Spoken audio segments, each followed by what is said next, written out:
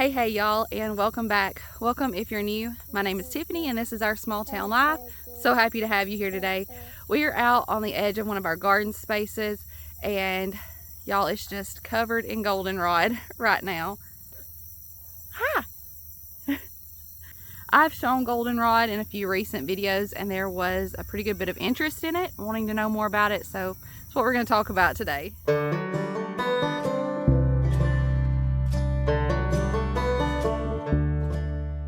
I walked out here. Mom and Wyatt are coming on the side by side. They'll be here in just a minute. We're going to harvest some of this together today. I'm going to show you what it looks like, give you an up close look at it. We're going to talk about what we do to get it to a state where we can reap its benefits. We're going to talk about what some of those benefits are.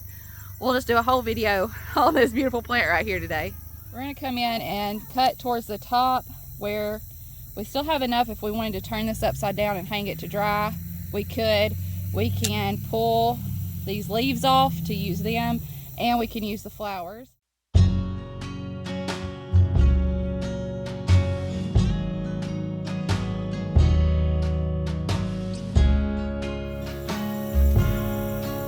Thank you.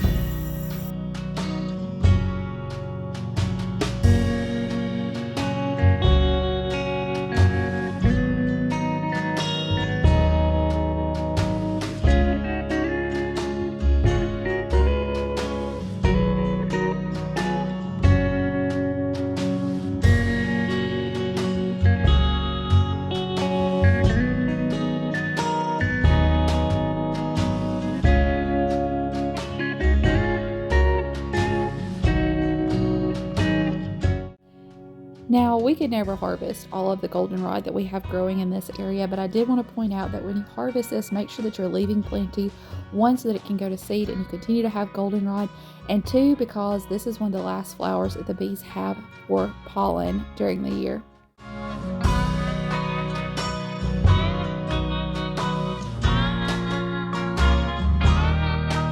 While I'm walking this to the basket, I thought a fun little bit of information to share with you would be that when the colonists were protesting British taxation, they started making tea from goldenrod. It was one of the first things that they made their own tea from. We're going to start processing this goldenrod. I'm going to show you what we're doing, how we're doing it, why we're doing it. We're going to go over some of the benefits of goldenrod, and I'm going to talk you through all of it. The first thing you're going to see us doing here is cutting some goldenrod that I've actually had drying for a couple of weeks, and we're putting that in a jar and getting ready to do a goldenrod infused oil.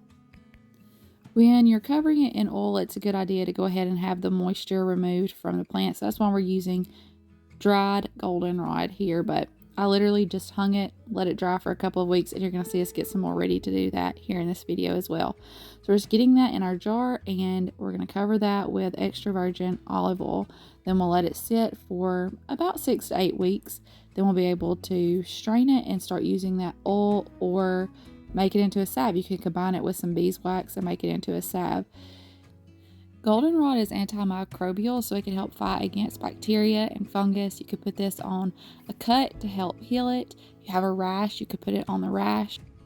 You could use some of that dried goldenrod and make a tea from it. And what goldenrod is probably most known for is its use as a diuretic, so it can help flush and cleanse. It's really good for the urinary tract and kidneys. What we're doing here is just making sure that this goldenrod is completely covered with extra virgin olive oil. These processes are so incredibly simple and easy to do. You can do this. Take a look around, see if you can't find some goldenrod. It grows a lot of times even just on the side of the road. If the road hasn't been sprayed with any kind of chemicals, you can find it on roadsides, out in pastures, on wood lines. You can even find it on fence lines if they're fence lines that aren't well maintained. So take a look around and see if you can't find you some of this beautiful goldenrod so that you can start doing some of these things yourself. The next thing that we're doing is putting this fresh goldenrod into a jar that we're going to cover in 80 proof vodka. We're covering this in alcohol. We're making a tincture. We're covering this in alcohol so we can use the fresh plant. We're just cutting that up, putting it into the jar. You see I'm setting some of the leaves to the side because we're going to try out the dehydrator. I usually just hang this to dry, but we decided we were going to try to put some in the dehydrator as well. So that's why I'm setting some of that to the side. But we're putting leaves, stems, flowers, everything into this jar. And we're going to cover it with 80 proof vodka. You want to use at least 80 proof. I would say no more than 120 proof. 80 to 100 seems to be the sweet spot, the right amount of water to alcohol to pull all the good properties out of the plant. And again, just like that oil infusion, we're going to let this sit for at least 6 to 8 weeks, and then we can decant it or strain it. And we're going to put ours in amber bottles with a dropper. Now this tincture can be used for, again, diuretic purposes, helping with your kidneys and your urinary tract. It can also help with reducing inflammation and fighting infections. Goldenrod can also be used to help fight against seasonal allergies, which is a little bit funny because a lot of people blame goldenrod for their allergy problems, when in fact it's probably ragweed. They tend to bloom at the same time, and people see this beautiful bright yellow goldenrod and they blame their allergy problems on it. They kind of look similar. You can definitely tell a difference. You can do a quick Google search and look at the difference and be able to tell them apart pretty easily. But I think a lot of it comes from them blooming around the same time and people seeing this bright yellow goldenrod, and they think that that's the cause of their allergies, when in fact it probably is not. I'm not saying that there's no one out there allergic to it, but it's very, very unlikely. Goldenrod is actually anti-allergenic and can help fight against allergy issues. Goldenrod's pollen is very thick and heavy and sticky. It relies on bees and insects for pollination, where something like ragweed that has a light pollen that relies on wind pollination flies through the air, and that's where we kind of have problems with ragweed. Goldenrod is only responsible for about 1 to 2% of the pollen that's in the air because, like I said, it's very thick and heavy and sticky and relies on those bees and insects for pollination. So goldenrod is actually anti-allergenic and can be used to fight against allergy problems. So you could take the tincture, you could make a goldenrod tea, and those could help you fight against your seasonal allergies. Goldenrod contains an antihistamine. I'm sure y'all have heard that word before when it comes to allergy medications. It's also astringent and decongestant, so it can help dry up those symptoms from colds, flus, allergies. And because it's astringent, it can also help with cuts and wounds like we were talking about earlier. It can help pull that skin tight and stop the bleeding. Once you start Googling and researching all of the benefits of goldenrod, y'all, it's a long list. I am always amazed, not surprised, but amazed at how powerful these plants can be. I'm not surprised because God told us He would give us what we needed to take care of ourselves, but I'm always amazed at the things that can be growing just right outside of our door, and they're there to take care of us. God really has given us everything we need to take care of ourselves. All right, now we're putting some on the dehydrator. We're going to get that drying. It worked really well. If you want this dry in just a few hours, you could definitely do this. We're going to use some of those leaves and things that we put in the dehydrator to use for teas. Another way you can dry this, and what I really enjoy doing, is hanging it.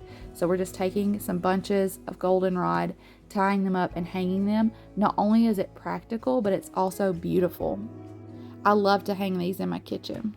I'm just taking a bunch of goldenrod, not too much. You want it to be able to get good airflow, but you still can get you a nice bunch of it. And then I'm just tying it up with a piece of an old t-shirt. I'm laying it towards one end of that strip, and I'm going to tie it up. Now, I do the first tie on what I want to be the front side. Like I said, this is very beautiful, so I arrange it so that one side of it lays a little bit flatter and the other side is nice and full. And I start by tying on what I want to be the front side. That's what you see me doing here. And then I'm going to flip it over. I'm going to pull that pretty tight, and I'm going to flip it over, and I'm going to knot it on what I want to be the back side. So I flipped it over, and now I'm tying it on the back side. And you can see how I tied it towards one end and left the other end longer. What I'm going to do with that now is I'm going to tie a loop. And I can use that loop to hang it. I usually take a little nail or a push pin and put it by my window, and then I just hang that loop on that push pin. And there you go, beautiful goldenrod to hang and dry. It takes it a week or so to dry out this way, but you can just leave it hanging and use it as you need it. And here's you a look at our tincture and our infused oil in the jars. Isn't it beautiful? And you'll notice on the top I wrote exactly what was in the jar and the date that we made it so we can keep a track of how long it's been going. I love you. I appreciate you. Thank you so much for being here with us today. Y'all go out and find you some goldenrod and get you some of this good natural medicine going in your own kitchen and in your own pantry. We'll see you in the next one. Bye, y'all.